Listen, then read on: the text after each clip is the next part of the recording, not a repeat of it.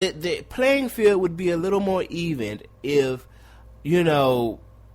top prospects in college going into the league went down there, as opposed to at this point not the top tier, the second tier stars in the NBA. Second tier stars in the NBA are still blowing these motherfuckers out by 50 points. Right. Maybe you get some D-leaguers a shot. You know what I'm saying? Like, I just want to. The problem with that, Maestro, is that, again, this is all about television. You and we just talked about watching the sports. Yeah. And what they're catering to is the person watching the game. They don't want to see D-leaguers play in the Olympics. Well, but okay. I mean, I agree with you, because I agree with you in the sense of this. If there are no. Well, no, I kind of don't agree with you, because if it's the top prospect college players, not necessarily the D-leaguers, even though the D-leaguers was one of my premises. Mm-hmm. If it was the top flight college basketball players, Buddy Hield, Valentine, those types of guys playing right now, we'd be a little more. We'd be interested. It's just enough star power to keep us interested, but it would level the playing field. These kids would get probably. It would definitely level the playing field. It probably would level the playing field. It would definitely level the playing field. I think one of the concerns that can come up if something like that were to happen is somebody like a Buddy Hield, who's drafted already. But let's say, give you a good example. Let's say Buddy Hield, fresh off of an NCAA tournament, decides, I got an opportunity to play for Team USA before I get drafted. What if he goes out there, goes to China or Rio, wherever, and he gets hurt? Well, and he hurts his draft stock. I mean, the same with anybody. It doesn't necessarily happen like that, though, because the draft, if I'm not mistaken, the FIBA happens after the draft. Every year it happens, right? Well, you're right. In that situation, yes. Yeah. But I'm just saying, what about the situation where they elect to stay in college, yet they want to play for Team USA? Well, then they hurt somewhat their draft stock. They had the same decisions to make their NBA players.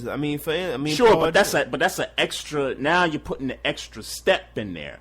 Like it's hard for most players to go from high school ball to college ball to getting drafted by the NBA. Now you're adding an additional set of games, but it's still optional, though. I get that. At the end of the day, it's optional. But I'm just saying, I think the concern of what if I hurt my draft stock, what if I get hurt, I think those concerns could be legitimate. Well, they are legitimate, but if that concern outweighs the right. No, that was just my point. Yeah, I think people get concerned about that stuff, but you're right. I think it would be cool to see some college players get involved, and that would be a great experience. That would be a great experience for them going into the NBA, because a lot of these, at least the stars on these international teams, those guys are playing in the NBA. Right. So it's a great opportunity for them to kind of build with them. Like, I just want to see some better basketball in the Olympics, meaning an even playing field. Yeah, no doubt. You're listening to Trey and Maestro here on the Barbershop Sports Talk podcast. We got a few shout-outs. Some rest in peace shout outs. Yeah. Chief Z, the Redskins. Don't call him a man. Chief Z is the biggest Redskins fan in the Hogs and the Skins Nation. I remember hearing stories about how he was just going to Philadelphia being a fan, and motherfuckers was jumping him because they couldn't fathom, they couldn't stand his presence, right? And and when the Redskins were good, by the way, at that time, one way or the other, he was old. He was old as hell when he got his ass beat. Well, it's the price you pay. Rest in peace. When you go to a game in Philadelphia. Well, yeah, that's disgusting. By the way, it is. Yeah, but okay, all right. That's the price you pay. But let me say rest in peace. But let me preface this with I am not, and I repeat, am not a Redskins fan.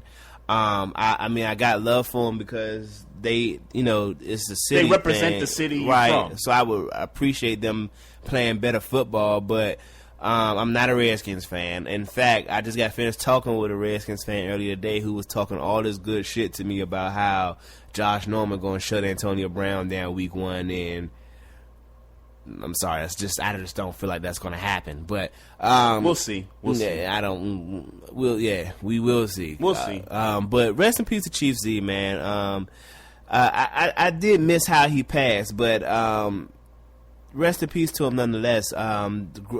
Biggest Redskins fan, at least on a national level. Yeah, rest in peace to Chief Z. Also, rest in peace to Denny Green. Yeah. Former Vikings coach, former Cardinals coach.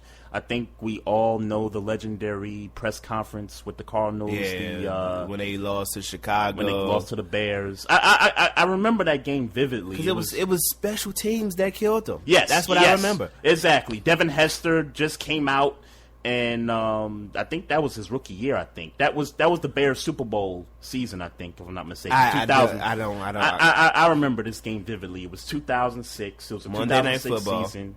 Monday Night Football. The Cardinals had they had like a 23-3 lead going into like the third quarter. Yeah. And it wasn't like the Cardinals was turning the football over on offense. It's just that special teams just let them down just like that. Yeah. And then you hear the infamous the Bears are who we thought they were, and we let them off the hook. Yeah. And all that stuff. So, but I would like to take a chance to reflect on Denny Green in a better light. He was the head coach of that Minnesota Vikings team, that 98 team that was, easily the best offense that the Minnesota Vikings have ever had with Robert Smith and Chris Carter and Cunningham was still the quarterback, right? I think Cunningham. And then I also want to, he was kind of like the quarterback whisperer in the 90s, too, because he had brought back Cunningham. Jeff George had a great year in that stint.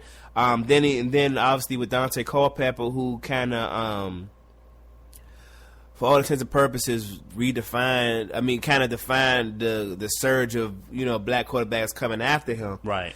And so he was there to kind of put all that together, and I definitely want to remember him more in that light than I want to remember him in the they were who we thought they were. Like. Oh, sure.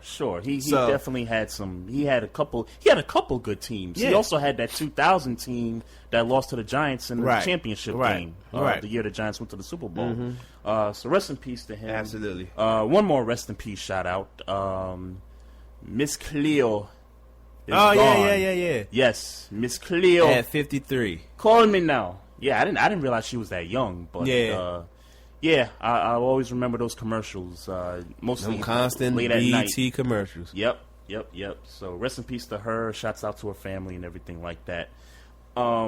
As a Steelers fan, Maestro, because I've gotten to the point where, with all these suspensions for weed in the NFL and all that stuff, I'm kind of tired of addressing the reasons for it, because it's really gotten to the point where it's just now a commodity at this point. They really shouldn't be tested for marijuana. Yeah, they really shouldn't, man. I mean, look, I understand it's the NFL. They want to make their own rules, and yes, while the rule is silly and it appears silly to most people, they continue to break it. You got to follow it. Yeah.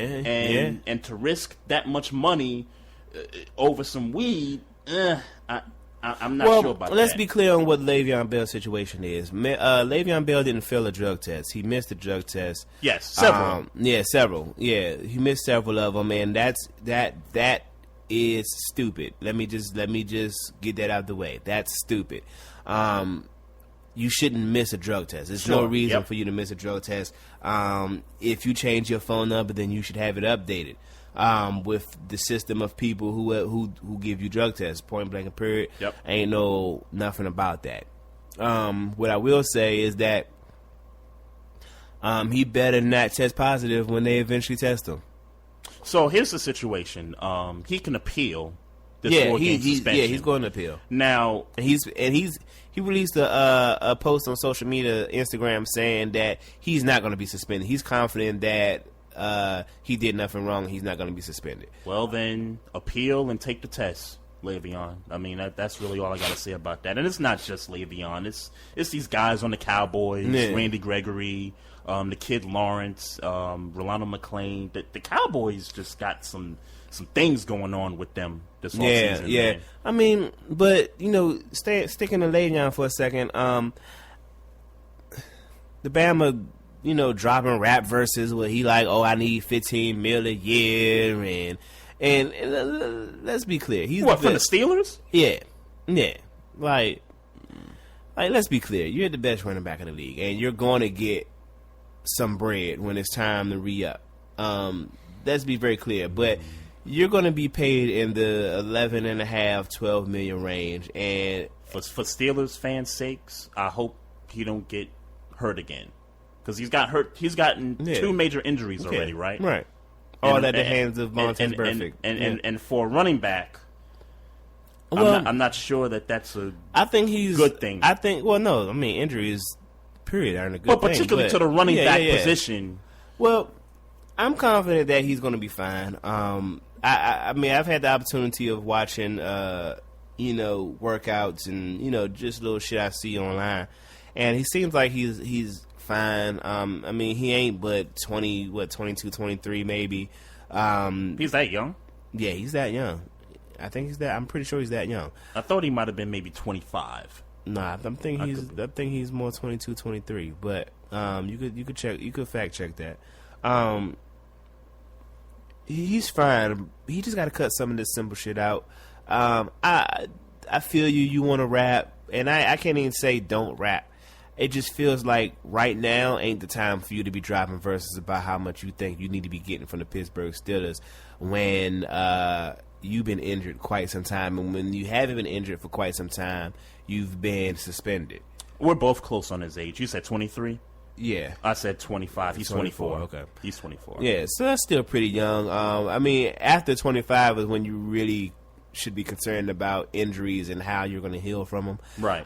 In my personal opinion. Right. Well, here's what I say, and I'm not going to say anything that's going to relate to what's going to happen on the field this coming season. I'm going to wait until we get after the preseason games, we make our picks and all that good stuff. But if he is suspended for the first 4 games, I'm just going to hold off on my analysis of the Pittsburgh Steelers until after preseason rolls around. So we just leave it at that. I know we got the Redskins. I know we got Cincinnati.